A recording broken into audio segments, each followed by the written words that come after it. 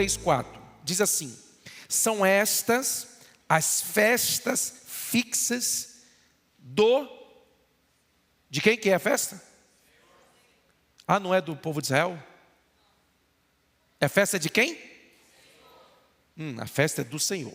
São estas as festas fixas do Senhor, as santas convocações que proclamareis no seu tempo determinado. As festas judaicas, que são 7, estão aqui nas pontas desse candelabro. Elas foram estabelecidas por Deus e eram mais do que celebrações nacionais. As festas, à medida que você for lendo, se instruindo, vocês vão observar que eram ensaios proféticos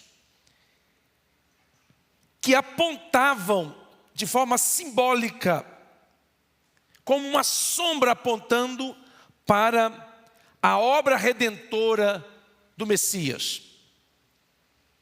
E nós vamos ver que em Cristo, cada uma destas festas se cumpriram. Então nós temos quantas festas? 7 festas no total. Eram 4 na primavera e 4 no outono. As 4 da primavera são Páscoa, está aqui na tela não? Está aqui, ó. Lê, por favor, número 1, número 2, número 3, número 4, Pentecostes. Estas são as 4 festas da primavera. As últimas 3, vamos ler 5, 6, 7. As 4 primeiras festas já se cumpriram. Ok? As 4 primeiras festas, Jesus já cumpriu. Por quê? Jesus ele morreu na Páscoa. A Bíblia diz que no dia seguinte à Páscoa começaria a contar os 7 dias de pães asmos ou pão sem fermento.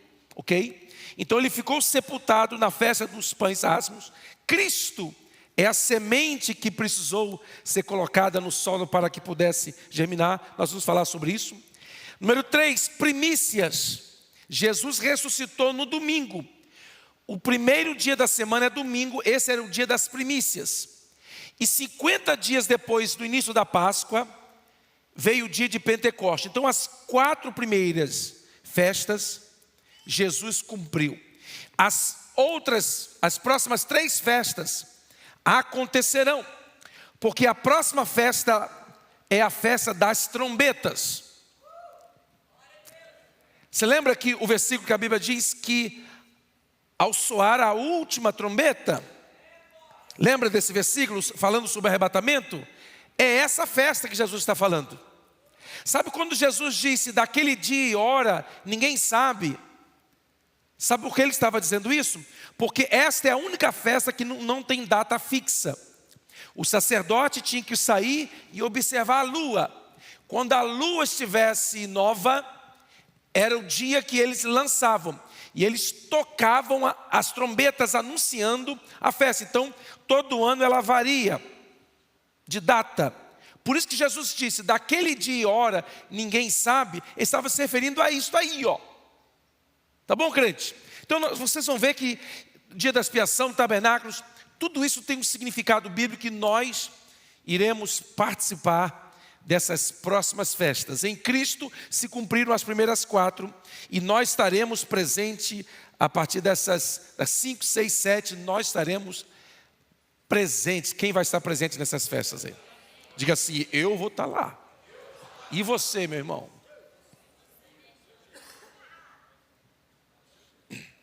Então nós vamos começar hoje falando sobre a festa da Páscoa. Tá? E aí eu quero convidar você para deixar a sua Bíblia aberta aí em Êxodo capítulo 12, que nós vamos passando alguns versículos, e eu não vou me demorar muito nos versículos e comentando exaustivamente, porque não temos tempo, ok? Nós vamos correr, porque nós temos muita coisa para passar para você. Então eu quero mencionar os versículos para as pessoas que anotam.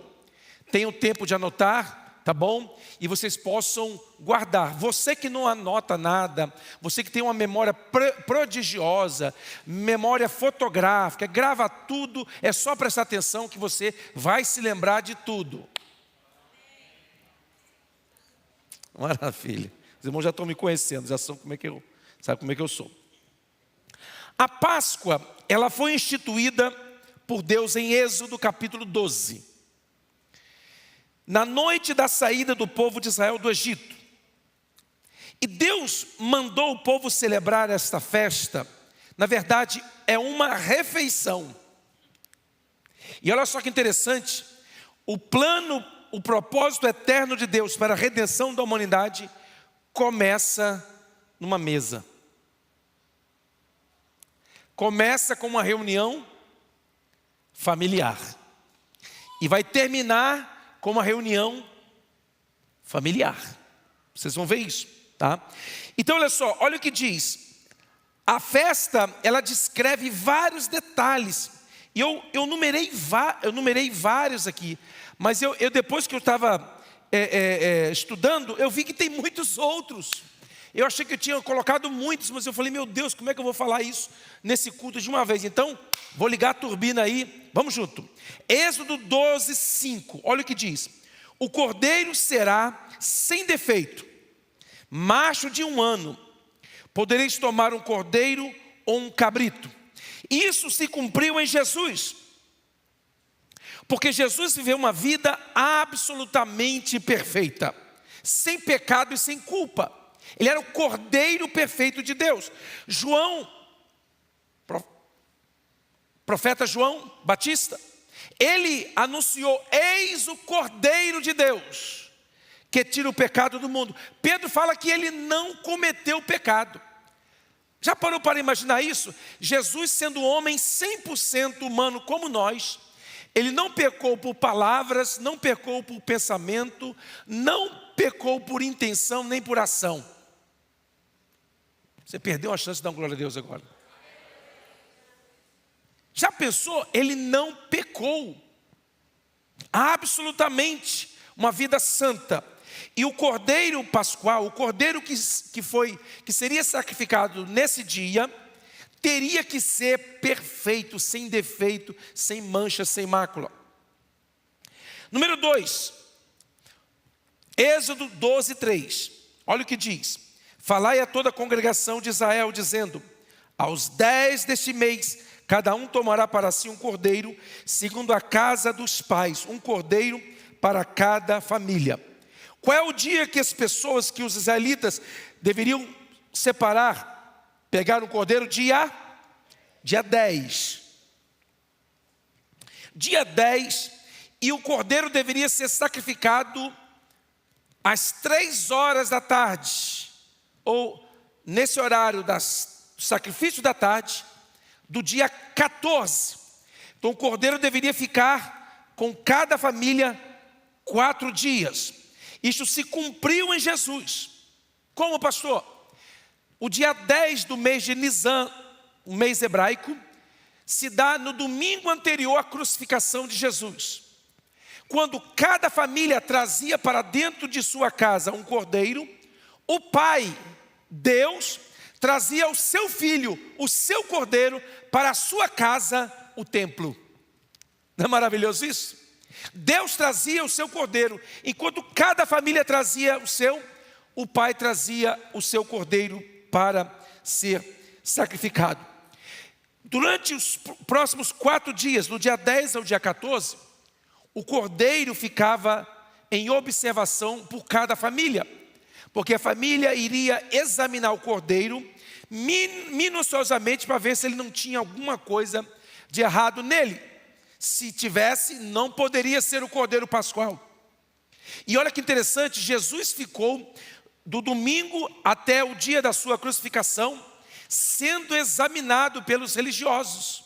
No templo ele era examinado, depois de preso ele foi examinado pelo Sinédrio, ele foi examinado por Pilatos, ele foi examinado pelas autoridades, cumprindo a profecia bíblica. Vocês vão ver que são pequenos detalhes, mas nisso tudo você vê a maravilha de que Deus estava anunciando o que iria acontecer pelo menos 1500 anos à frente.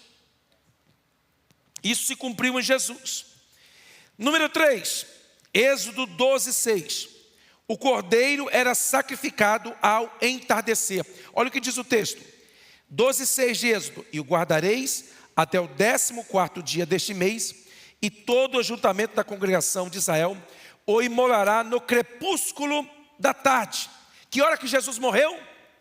3 da tarde. Olha só, pastor, mas é muita coincidência, você não viu nada. Você vai ver que Deus tinha um plano estabelecido e tudo aconteceu nos mínimos detalhes. Jesus ele morreu às 3 da tarde. Enquanto os cordeiros eram sacrificados no templo, e segundo uma estimativa, na época da Páscoa eram sacrificados mais de 200.000 cordeiros. Enquanto se ouvia o grito dos animais sendo imolados, Jesus estava bradando do alto da cruz como o Cordeiro de Deus, exatamente às 3 da tarde. Número 4, Êxodo 12:7. Tomarão do sangue e porão em ambas as ombreiras e na verga da porta, nas casas em que o comerem. Deus ordenou para que, quando o povo de Israel imolasse e matasse um cordeiro, pegasse do sangue e colocasse em cima do lado esquerdo, do lado direito da porta. Em cima, do lado direito, do lado esquerdo. Olha só que interessante, o que isso forma? A cruz. Pastor do céu, eu não sabia aonde que o sangue tinha que ser imolado, tinha que ser aspergido.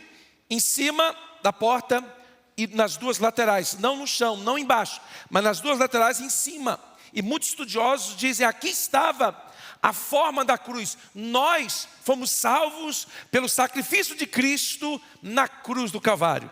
E Deus colocou aqui nesse simbolismo, nessa celebração, a sombra de uma cruz.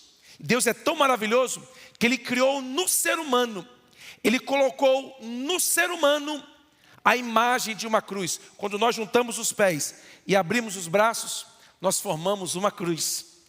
Desde o início, Deus tinha um plano de salvar a humanidade através da cruz. E Ele planejou tudo, nada aconteceu por acaso. Número 5, Êxodo 12:13. Você que está acompanhando a Bíblia aí, Êxodo 12:13. O sangue vos será por sinal nas casas em que estiverdes. Quando eu vir o sangue, passarei por vós, e não haverá entre vós praga destruidora, quando eu ferir a terra do Egito. E olha só que interessante, o que Deus estava dizendo para Moisés é o seguinte: olha, eu não quero saber quem estará dentro de casa. Não importa quem estiver dentro de casa, será salvo. O que isso significa? Significa que a salvação, a proteção de Deus, o livramento de Deus, não é mérito de ninguém. É mérito apenas do sangue. Quando eu ver o sangue, a minha ira será aplacada. Foi exatamente isso que aconteceu conosco. Quando Cristo morreu e verteu o seu sangue por nós, a ira de Deus foi aplacada, não pelo que nós fazemos ou fizemos, mas pelo sangue de Cristo nós fomos resgatados. Quantos podem dizer amém por isso? Número 6, Êxodo 12:10. Nada deixarei deles até pela manhã, o que porém ficar até pela manhã queimar-lo-eis. Em outras palavras, não podia sobrar nada. Ou seja, no sacrifício de Cristo, nada precisava ser acrescentado. Irmãos, não há nada que nós façamos que venha nos tornar salvos ou mais santos. Por quê? Porque a salvação ela foi comprada por Cristo. A santificação é operada pelo Espírito. Sim, nós temos a nossa parte de submeter, de aceitar, de renunciar, sim. Mas a obra da santificação e da redenção, ela foi conquistada por Cristo na cruz. Você pode dizer amém por isso? Foi por isso que Jesus declarou na cruz: está consumado, está pago. Não há nada mais que você precise fazer para ser salvo. Ah, pastor, mas e se eu carregar uma cruz de joelhos durante 5 quilômetros? Não vai te salvar. Ah, pastor, mas se eu sou uma boa pessoa, pastor, você não me conhece, pastor, sou uma boa pessoa, nunca matei, já roubei. Quantos aqui já roubaram alguma vez na vida? Roubou a merendinha na escola do seu amigo? Nunca roubou? Meu Deus, você está num nível de santidade. Sabe aquela uva que você comeu no mercado e você comprava por peso? Essa você não pagou, roubou. Pronto, te peguei. Tinha que ser assim, porque tamanha santidade dessa. Todos nós, a Bíblia diz, não há um justo, um sequer. A obra da cruz foi completa, irmãos. Não há nada que nós precisamos fazer com relação à salvação. A salvação é mérito de Cristo, é uma dádiva de Deus, ponto. Número 7, Êxodo 12, 9. Não comereis do animal nada cru, nem cozido em água, porém assado ao fogo, a cabeça, as pernas e a fressura. Aqui o fogo simboliza o juízo divino. E Cristo foi quem suportou todo o juízo por nós, para que nós não precisássemos. Ele suportou, nada do cordeiro deveria sobrar. Aquilo que sobrasse deveria ser queimado no fogo. Isso significa o juízo divino foi derramado totalmente sobre Cristo. Todos os nossos pecados, todas as nossas falhas, todas as nossas enfermidades foram lançadas sobre Cristo. E Ele tomou sobre Ele a condenação que era para eu e você. Porque aquela cruz, amados, não era dele. Aquela cruz era minha, era sua, era nossa. Dele não era a cruz, dele é a glória, o louvor, a adoração, lauréis, aplausos, glorificação. Mas aquela cruz era minha, era sua. Mas Ele tomou o meu lugar e o seu lugar. E Ele recebeu todo o juízo divino. Número 8, Êxodo 12, 8. Naquela noite, comerão a carne assada no fogo, com pães asmos, e ervas amargas a comerão. O texto diz: todos deveriam comer do cordeiro. Não bastava matar o cordeiro, tinha que comer. Era necessário alimentar-se dele. Não adianta a pessoa conhecer a Jesus intelectualmente, porque você pode convencer um ateu da existência de Deus, mas isso não faz dele um crente, um cristão. Por quê? Porque ele vai precisar ter fé para crer. Não basta conhecer Jesus intelectualmente, é necessário recebê-lo pela fé. Jesus disse: quem não come da minha carne e bebe o meu sangue, não tem parte comigo.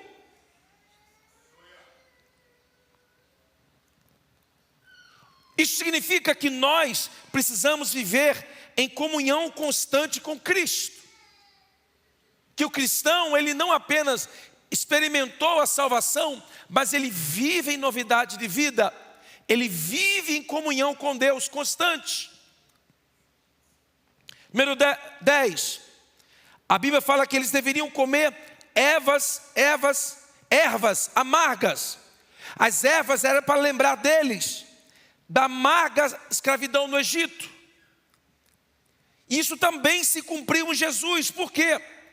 Porque na cruz nós fomos livres. Na cruz nós fomos poupados da amargura do pecado, o alto preço da redenção. Jesus pagou um alto preço. No Getsemane ele diz: Pai, se é possível, passa de mim este cálice, sentindo o peso dos pecados de toda a humanidade. a amargura, o preço que ele pagou. As ervas amargas simbolizam isso. Número 11, Êxodo 12, 11 diz: desta maneira o comereis, lombos cingidos, sandália nos pés e cajado na mão. Comê-lo-eis à pressa, é a Páscoa do Senhor. Olha como eles deveriam, presta atenção. O povo de Israel estavam prestes a sair do Egito. Na noite em que eles saíram do Egito, eles saíram do Egito no dia 14 do mês de Nisan. Provavelmente no meado de final de março ou abril, início de abril, o nosso abril, né? Porque os meses judaicos, eles começam aproximadamente no dia 15 do nosso mês e vai até o dia 15 do próximo. É por isso que quando você vai ler a Bíblia, usando o calendário judaico, você tem que fazer essa comparação dos dois calendários. Então, o dia 14 do mês de Nisan dava no final de março, início de abril, nosso abril. E Deus está falando: olha, eu quero que vocês comam na noite. Eu quero que vocês comam com cintos na cintura, cingido. O que é cingir? Está pronto para sair. Porque as roupas do passado eram como que um vestidão, uma túnica, né? Um vestidão que eles usavam. E a vestimenta dos homens tinha um cinto preso lá embaixo, no meio do vestido. E este cinto eles prendiam aqui na cintura e andavam. Quando eles tinham que correr, quando eles tinham que ir para a batalha, quando eles tinham que fazer alguma coisa urgente, quando tinham que trabalhar, o que eles faziam? Pegava aquele cinto, passava por baixo, puxava aqui por cima e amarrava. Fazia como que uma calça folgada, bem folgada, como que uma calça comprida. Quando a Bíblia diz cingir os lombos, eles deveriam estar prontos para sair. Por quê? Porque eles sairiam, sandália nos pés, cajado na mão. Era uma refeição que eles comeriam, dando início a uma nova etapa, um novo estilo de vida, dando início ao propósito e às promessas de Deus na vida deles. E Deus está dizendo, através desse simbolismo, de que aqui não é o nosso destino. Nós estamos aqui na terra apenas de passagem. A nossa pátria não é aqui. Nós temos cidadanias aqui e devemos cumprir as nossas obrigações, os nossos deveres que nós temos. Mas o nosso destino não é aqui. A nossa pátria é celestial. Então nós devemos estar preparados para o momento em que a trombeta vai tocar e nós subiremos ao encontro do Senhor nos ares. Quantos podem dizer amém? Significa estar sempre preparado para encontrar o Senhor. Número 12, Êxodo 12, 46. O cordeiro há de ser comido numa casa, da sua carne não levareis fora da casa, nem lhe quebrareis osso nenhum. Está na Bíblia. O cordeiro pascual, Deus ordenou a Moisés: olha, não quebre nenhum osso. Por quê? Porque esse cordeiro simboliza o sacrifício perfeito de Cristo, que viria 1500 anos depois. E isso aconteceu em Jesus, porque a Bíblia diz que quando os soldados vieram e quebraram as pernas do ladrão, do lado direito, do lado esquerdo, para acelerar a morte deles, por asfixão, quando chegaram diante de Jesus, iriam quebrar-lhe as pernas. Eles não fizeram, por quê? Porque eles observaram que ele já tinha morrido. Então o soldado, para certificar-se de que ele tinha morrido, pegou uma lança, espetou aqui na altura da costela e perfurou o coração, mas sem reação, porque ele já havia morrido. E olha só que maravilhoso, e não lhe quebraram nenhum dos ossos. Por quê? Porque havia uma promessa, uma profecia dada por Deus. Porque quando Deus fala, Deus cumpre. Se você ouviu alguém dizendo que Deus falou e não aconteceu, não foi Deus, descansa, não precisa descrer em profecia, só porque um profeta não orou, não pediu a direção de Deus, ou não checou suas redes sociais há tempo suficiente para saber o seu futuro. Porque quando Deus fala, Deus cumpre. Deus é fiel para cumprir. Quem aqui tem promessa de Deus na sua vida? Diga graças a Deus. Número 13. Êxodo 12, 2 diz: este mês vos será o principal dos meses. Será o primeiro mês do ano. Nosso ano, ele vira em dezembro. O calendário judaico, o primeiro mês do ano é o mês de Nisan. Este é o mês. Vocês vão começar a contar agora. Este é o mês de vocês. Qual o significado, pastor? A libertação do povo de Israel determinou um novo começo, uma nova história. E olha que maravilhoso. Quando nós aceitamos a Cristo como Senhor e Salvador, a Bíblia diz: aquele que está em Cristo, ele é uma nova criatura. As coisas velhas se passaram, eis que tudo se fez novo. Quem está em Cristo, você é uma nova criatura. Pastor, mas tem cada criatura que você olha, que você vê que é uma velha criatura, pelo comportamento, pelo temperamento, pela personalidade que ainda não foi moldada. Mas tenha paciência, Jesus está trabalhando na vida dele, na vida dela. Diga para quem está do seu lado: tenha paciência comigo. Se for com a sua esposa, com o seu esposo, aproveita e pede desculpa. Fala: I'm sorry. Deus está trabalhando na nossa vida. É uma nova história, sim. Deus nos salvou, sim. Agora estamos caminhando em novidade de vida, sim. Pastor, mas e alguns maus hábitos que nós temos?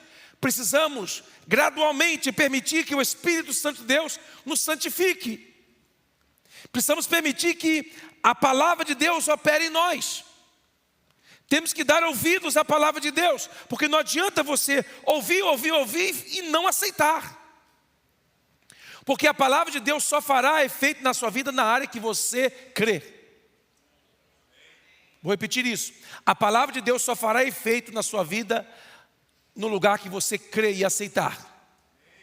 Então, você é uma nova criatura, sim ou não? Então você precisa viver em novidade de vida. Ah, pastor, mas eu nasci assim, vou morrer assim. Não tem que morrer assim, não. Você pode mudar essa natureza de jumento. Você pode mudar isso. Ah, pastor, mas eu sou sangue nos olhos, eu sou enfesado. Você tem que acalmar, crente. Você não precisa ser assim mais. Você agora é uma nova criatura. Da sua vida tem que exalar doçura e não grosseria, brutalidade. Porque você é uma nova criatura. Então antigamente você tinha aquele ímpeto de matar, de esquartejar, de colocar dentro da mala e levar e despojar o corpo. Lembra esse ímpeto que você tinha? Mas hoje você não precisa ter mais isso. Porque hoje você segura essa natureza sua. Antigamente eu falava o que vinha na cabeça, o que vinha na boca eu falava. E hoje você não fala mais o que você pensa. Você pensa o que você fala. Os aleluia estão todos sumindo, vocês estão desanimando.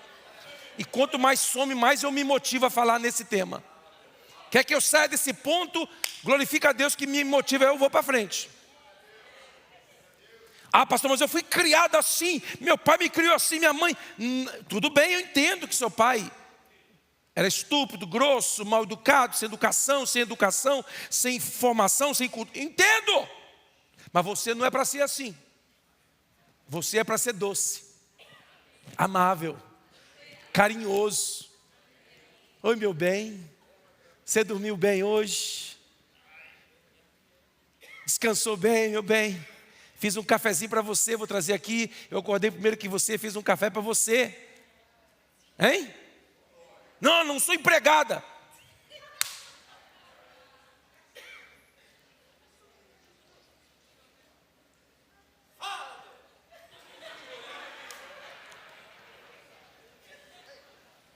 Você é uma nova criatura. Deus disse, olha, esse mês agora é um novo mês. A história de vocês vai contar a partir de agora. É por isso que a Bíblia diz, Deus não leva em conta o tempo da ignorância. O tempo que nós estávamos presos, escravizados ao pecado, ao mundo, esse tempo foi apagado. E agora, nessa nova etapa, como é que você está?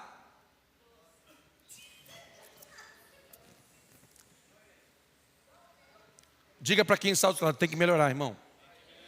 Tem que melhorar, minha irmã. Você tem que melhorar. Pastor, mas eu não aguento, eu não levo desaforo para casa. Crente leva. Por isso que eu falo aqui de vez em quando, brincando na igreja, que crente não adianta ser fortão, musculoso. Não adianta. Por quê? Não pode brigar. Se apanhar no rosto, tem que virar o outro. Então um cara mais fraco como eu, se apanhar, apanhou. Agora em você fortão, apanhar fica feio ainda.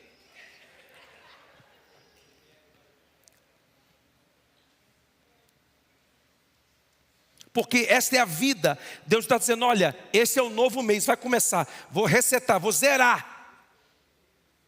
E olha, crente, vou dizer uma coisa para você. Como crente, você tem um tempo na sua vida, um período na sua vida que você muda. Se você não mudar nesse período, você não muda mais. Você dá uma melhoradinha de leve, mas não muda. Então é hora de mudar. Se Deus está falando com você, é melhor mudar. Para que você possa experimentar o propósito de Deus na sua vida, você vai ter que mudar. Não, mas eu nasci assim. Mas não vai morrer assim não. Mas eu fui criado assim. Mas não precisa criar os seus filhos do mesmo jeito que você foi criado. Não precisa tratar a sua esposa do mesmo jeito que seu pai tratava a sua mãe. E vice-versa. É uma nova história. É um novo começo. Deus está dizendo, olha, eu quero resetar. Porque se você ficar tentando viver, trazendo toda essa bagagem, você vai destruir o seu presente. E você automaticamente irá destruir o seu futuro. Ah, eu não sou assim, é porque meu pai não me amou. E daí? Já passou. Levanta a cabeça. Diga, meu pai não me amou, mas eu vou amar meus filhos. Meu pai não me tratou com dignidade e com respeito, mas eu vou tratar os meus filhos. Meu pai não tratou a minha mãe com respeito, mas eu vou tratar minha esposa.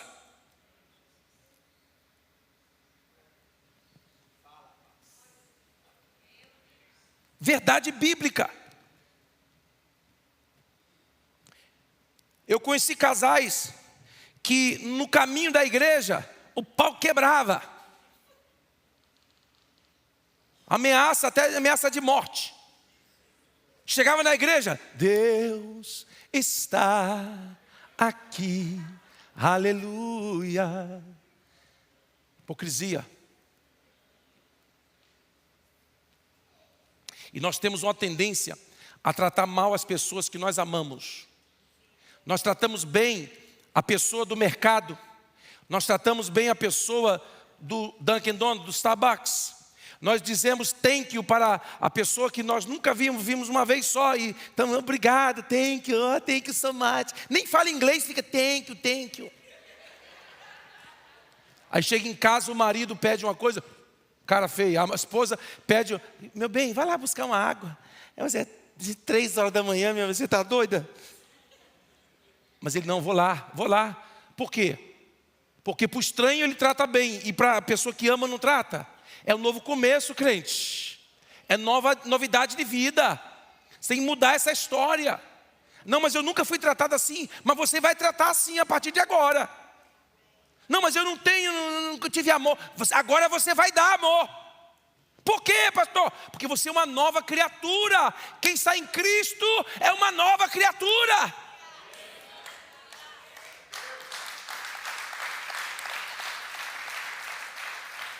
A cruz inaugura uma nova criação. 14. A libertação da escravidão. Deus disse, olha, Vocês viveram por 400 anos, um pouco mais de 400 anos, como escravos aqui no Egito. E eu desci para livrar vocês. E eu quero dar a vocês uma nova etapa. Só que a dificuldade é você mudar a mentalidade de uma pessoa, de uma mentalidade de escravo para uma mentalidade de guerreiro. O povo teria que mudar de uma mentalidade de escravo para uma mentalidade de guerreiro. E o problema está aqui, ó, mudança de mentalidade. Quando o povo saiu do Egito e eles pararam diante do mar, já voltaram a murmurar, já voltaram a desejar a voltar para o Egito. Quando eles viram os exércitos de Faraó vindo atrás, eles disseram: Moisés, era porque no Egito não tinha terra, buraco suficiente para enterrar a gente. Você nos trouxe aqui para matar a gente aqui, Moisés. Eles tinham mudado de lugar, mas não tinham mudado de mentalidade. Tem pessoas que mudam de situação, mas não mudam de mentalidade. Eles trocam de esposa, mas não trocam de mentalidade. Eles pensam que é a esposa que é o problema, ou é o esposo que é o problema. Aí fica trocando para ver até que acerta um, não vai acertar nunca. Porque a tendência é ir piorando. Um casamento hoje no mundo, 40% de chance de dar errado. O segundo casamento, 80% de chance de dar errado. E são estatísticas. Aí você está achando que um outro casamento vai ser melhor? Melhor sem ele, pior sem ele. Não fale nada para sua esposa, fique quieto, olhando para cá.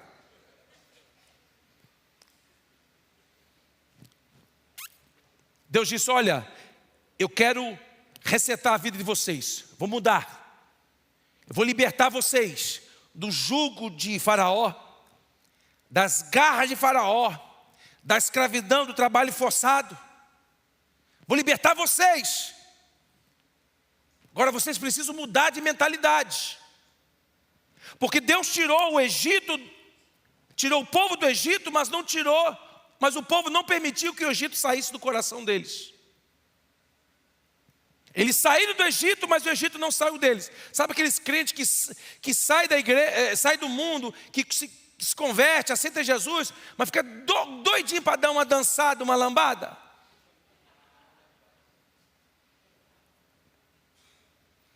Ele está em Cristo, mas ele está com saudade do mundo. Faz me lembrar uma história engraçada do pastor, que me contou o pastor Paulo Rosa. Que ele chegou no estacionamento da igreja e tinha um irmão chorando. Chorando, ele viu que o irmão estava chorando, chegou perto, estava ouvindo uma música, o irmão abaixou a música. Aí ele falou: irmão, o que aconteceu? Estou chorando, pastor. Por quê? Eu vim aqui hoje para me converter, mas eu não vou poder mais ouvir o Amado Batista, estou me despedindo.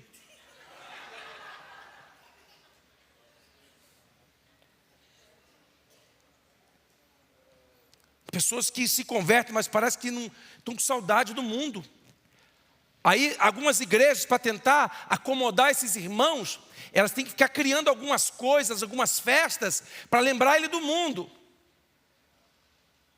Aí elas inventam o Jesus, arraiá de Jesus. Para quê? Para satisfazer os irmãos que querem comer aipim. Quentão. Aí antes ele tomava quentão com pinga, agora ele não bebe mais, aí toma quentão com açúcar para subir a glicose. Estão com saudade do mundo. E Deus está dizendo: ei, vocês agora é uma nova história, é um povo separado. Estou tirando vocês do Egito. Vocês agora têm que mudar essa mentalidade, a forma de pensar. Você não precisa de nada do mundo. Tem crente que fica ouvindo música mundana e chora de saudade. Quando você decide caminhar com Cristo, ou é tudo ou nada. Ou é tudo ou nada. Com Cristo ou é tudo ou nada. O pastor está falando de radicalismo. Não estou falando não. Estou falando de uma vida livre. Porque o crente que vive uma vida com Deus, ele verdadeiramente é livre. Por quê? Ele pode fazer tudo, mas ele não faz. Por quê? Porque ele quer obedecer a Cristo. E não precisa o pastor ficar checando a vida dele, tomando conta da vida dele para dizer para ele o que pode e o que não pode. Porque o Espírito Santo ensina a ele o caminho que ele deve andar. A Páscoa ela não foi apenas uma celebração judaica, mas um retrato antecipado do Evangelho de Cristo. Olha o resumo: o cordeiro apontava para Jesus, o sangue apontava para a cruz, a libertação do Egito apontava para a libertação do pecado. O novo calendário, o início de um calendário apontava para o novo nascimento. A refeição da Páscoa apontava para a comunhão com Cristo. A proteção do anjo destruidor apontava para a justificação. E o êxodo apontava para a salvação. E você vai ler esses versículos depois, você vai ver que tem muito mais coisas. Era o Evangelho que estava sendo anunciado de forma simbólica.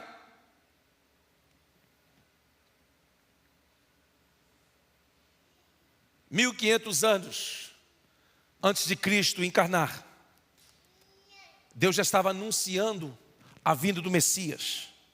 E olha, se ele cumpriu a primeira aqui, coloca aquele outro quadro, por favor. Se ele cumpriu a primeira, obrigado, queridos. Se ele cumpriu a primeira, ele morreu aqui, ó, na Páscoa. Ele foi sepultado nos pães asmos. Ele ressuscitou nas primícias. E o Espírito Santo veio no dia de Pentecostes. Se ele cumpriu essas 4, você acha que as 3 ele vai cumprir?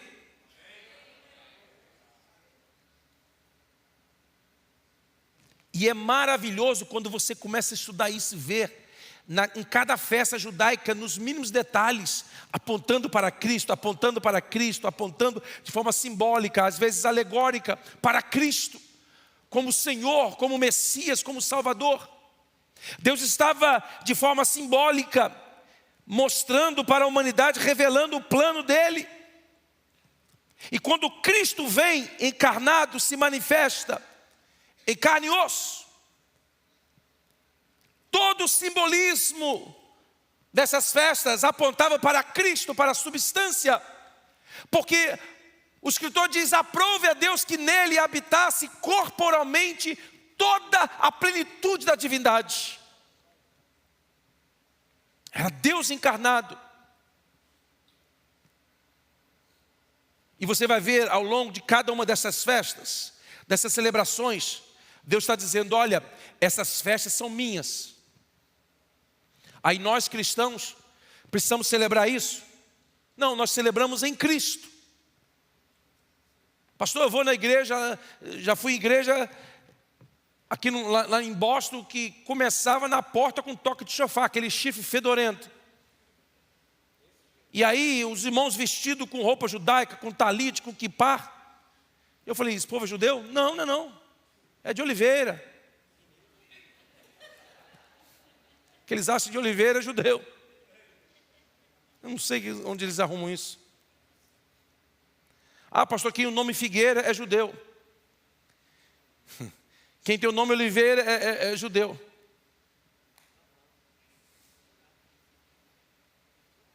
Por que você não pratica isso, pastor? Porque eu não sou judeu. Não faz parte da minha cultura. Mas respeito, honro. De vez em quando eu faço até toque de chofar aqui na igreja, já fiz. Nesses 20 anos fiz, sim, umas 2 vezes. Não tem nada de errado nisso. Porque essas são festas do Senhor. Deus disse: essas festas são minhas. E essas festas são para revelar o plano eterno de Deus para a salvação.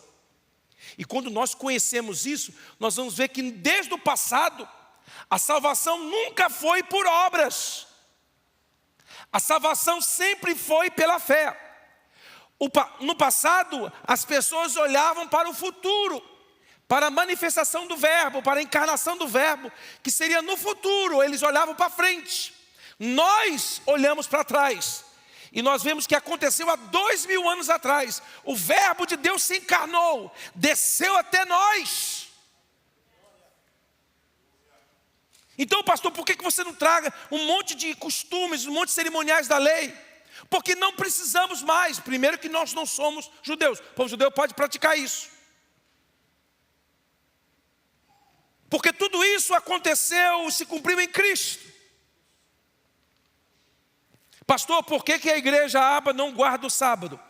É porque a gente tem outros 6 dias para guardar. Guardamos todos. Por que nós não observamos o sábado? Porque o sábado foi dado para o judeu. Está na Bíblia, está no texto. Ó nação de Israel e a vossa descendência. Está escrito, crente. Está escrito que é para ele. Ah, pastor, então a gente não observa um dia da semana? Não, nós não observamos, porque os judeus observam um dia da semana. O que o sábado é para o judeu, Cristo é para nós. Jesus Cristo disse: vinde a mim, todos vós que estáis cansados e oprimidos, e eu serei o vosso Shabat. Os judeus guardam um dia, nós temos uma pessoa, não apenas um dia da semana, mas todos os dias da semana. E é maravilhoso isso.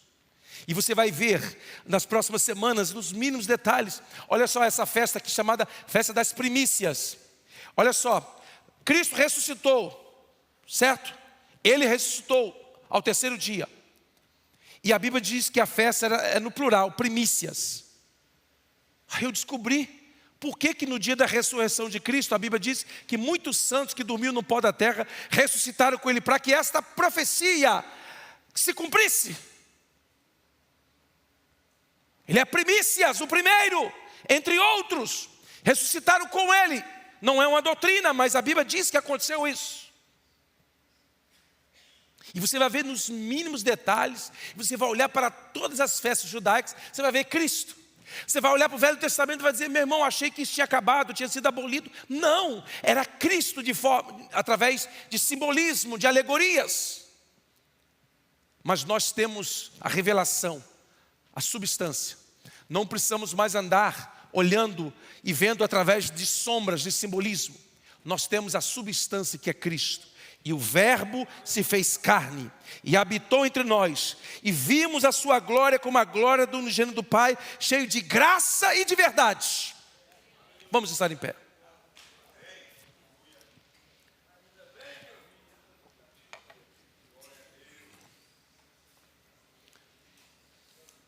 A Páscoa aponta para Cristo. Pães asmos aponta para Cristo. Primícias, Cristo. Todas as festas judaicas é Deus dizendo: Cristo é o centro de tudo. É Deus apontando, dizendo: Ele é o centro de todas as coisas. E porque Ele não seria o centro da nossa vida, porque Ele não seria o centro do nosso culto, porque Ele não seria o centro da nossa adoração. É por isso que aqui na Aba nós não aplaudimos homens. Nós glorificamos a Cristo. Nós exaltamos a Cristo. Em todos os cultos que você vem aqui, quase todos os cultos eu estou fazendo apelo: pastor do céu, mas não tem gente que é para aceitar Jesus, mas eu não sei da vida dos outros. Por isso que eu vou perguntar: se alguém quer reconciliar-se com Cristo, se alguém quer entregar a sua vida a Jesus, pastor, mas é quarta-feira, não faz senão, você vai passar uma vergonha, todo mundo aqui é crente até debaixo d'água. I don't know. Você quer, você precisa, você reconhece que você precisa de Jesus Cristo como seu Senhor e Salvador. Ele quer mudar a sua história. Ele quer marcar e dizer: olha, a partir de agora, o passado ficou e eu vou escrever uma nova história para você. Se você entregar a sua vida a Jesus, Ele apaga a sua história e começa uma nova história. Você quer? Tem alguém que quer? Se há, levante a sua mão assim: eu quero apenas orar. Se há, eu não sei.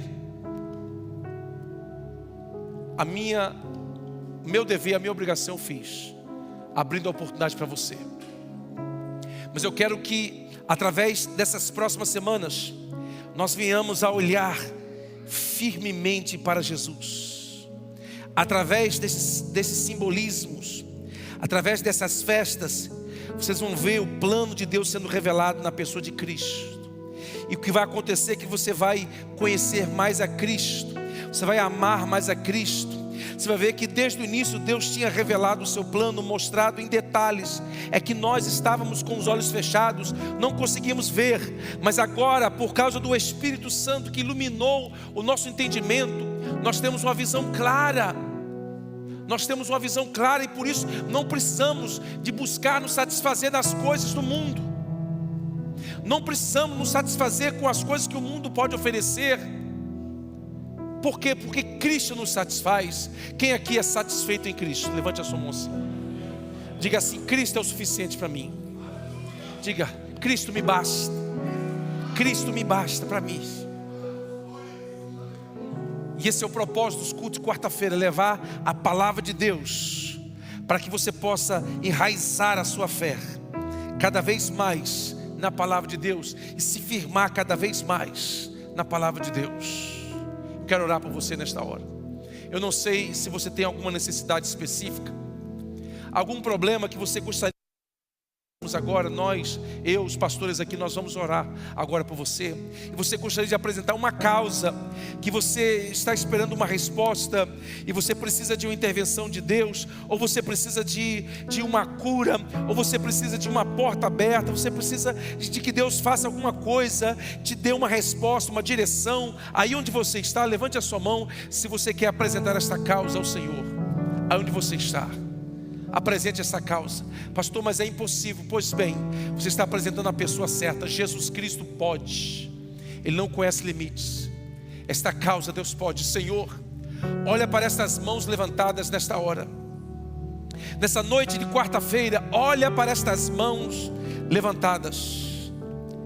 Nós declaramos em alto e bom som que Tu és o Deus do impossível, o Deus que abre portas, o Deus que opera milagres. Tu não mudaste. Nós mudamos, nós envelhecemos, nós mudamos com o passar do tempo, mas o Senhor não. Tu és o mesmo de eternidade a eternidade.